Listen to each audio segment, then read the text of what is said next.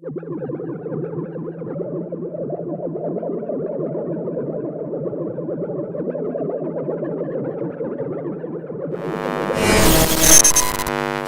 dokie then, so time for a new project, I think. Now this one is kind of started about, well, it's probably started years and years ago, on and off, had the same idea for a long time. But what's actually triggered me to do it is two things that happened more or less at the same time, a few weeks ago.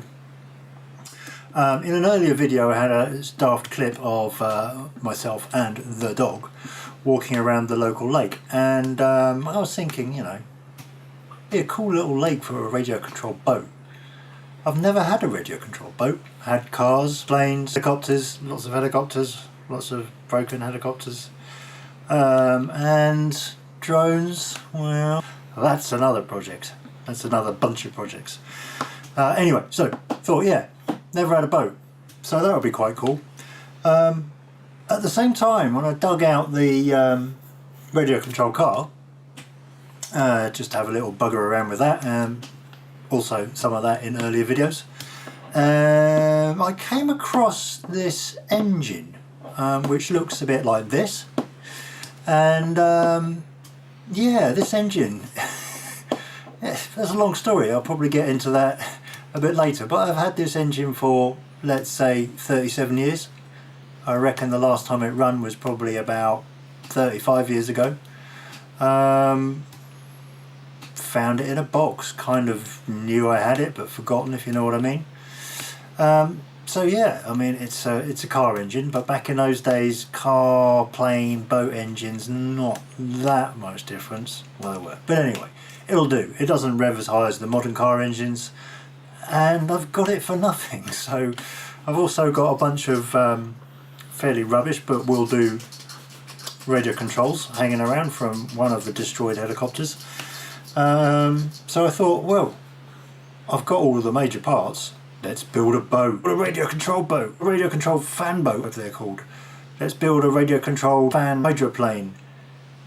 Yeah, a radio controlled boat which is a fan boat which is a hydroplane. It'd be cool, maybe. So basically, apart from the engine, radio controls, obviously a few sort of necessaries, the rest of it is going to be sort of hand built from scratch.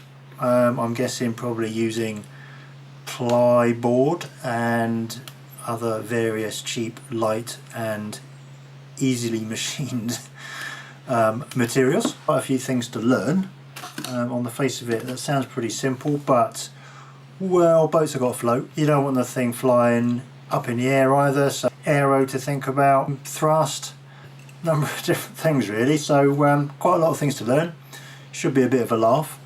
So I think that probably the next thing to do, or the first thing to do really, is to sort of get down a sketch of roughly what it is I'm going to do, dimensions, get to weights. That'll take us on to buoyancy. The engine that I've got is bare bones.